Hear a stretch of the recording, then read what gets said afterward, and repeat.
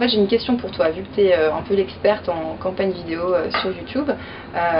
Moi, j'ai situé un annonceur qui loue des riads au Maroc. Donc il vient de faire une vidéo assez sympa sur ces riads, mais il voudrait être sûr de cibler la bonne audience sur YouTube. Il a une clientèle bien précise et je voudrais l'aider à les cibler via cette campagne vidéo. Est-ce que tu peux me dire un peu comment je dois procéder? Oui, bien sûr. Déjà, YouTube, c'est un outil hyper puissant chez Google, puisque outre le GDN, donc le réseau de display sur lequel on peut faire des annonces bannières, là, la grande puissance de YouTube, ça va être effectivement, comme tu l'as mentionné, d'utiliser sa vidéo. Ça va pouvoir faire minimum 11-12 secondes, maximum 1 minute, et donc il va pouvoir montrer tous ces riads, tout ce qu'il y a autour, et créer un engagement assez puissant avec sa cible. Donc maintenant, la cible, il va falloir que tu discutes avec ton annonceur pour bien savoir quel est son cœur de cible, puisqu'il y a différents moyens de cibler une audience sur la plateforme YouTube.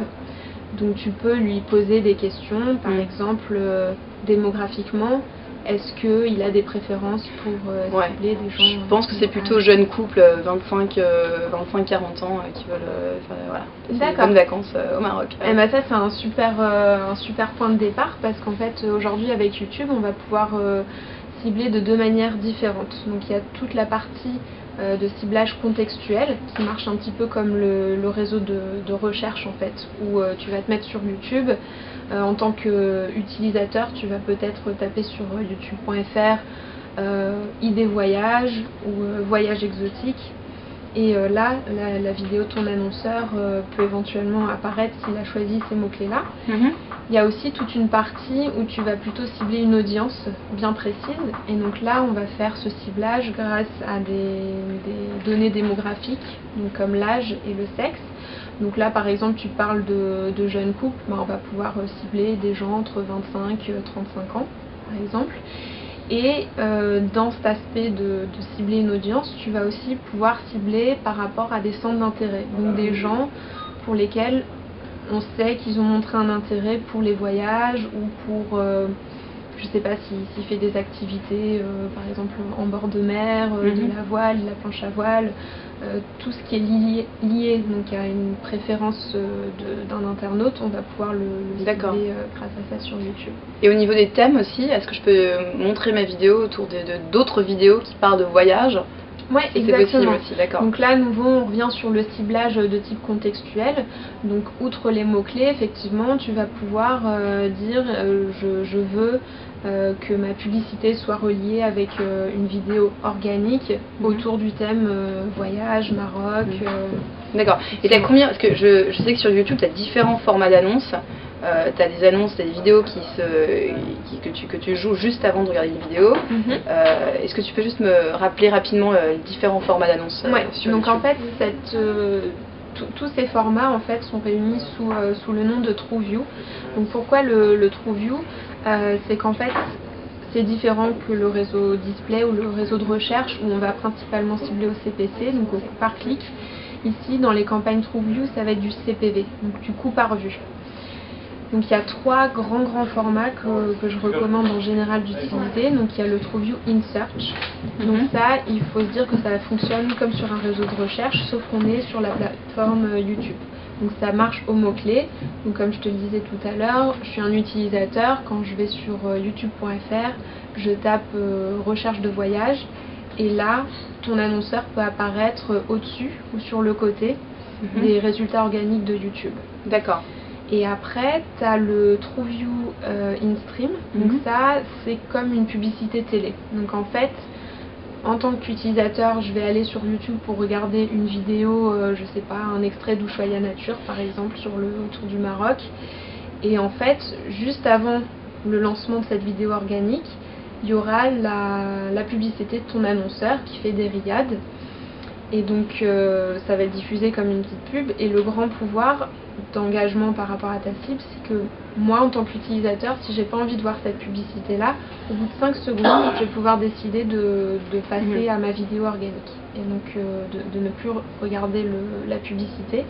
Et ton annonceur ne paye pas. Ok, super. Et donc tu m'as donné 2 formats d'annonces. Tu en as un troisième? Ouais, le troisième qui est recommandé, c'est le TrueView InDisplay. Donc en fait, c'est les mêmes méthodes de ciblage que sur du TrueView InStream. Par contre, ça va apparaître sur une page pendant que tu visionnes un contenu organique. Donc reprenons l'exemple d'Ushuaïa Nature.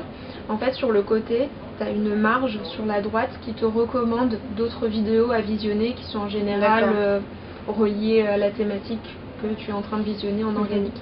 Et donc là, ça va apparaître là sur ce format InDisplay.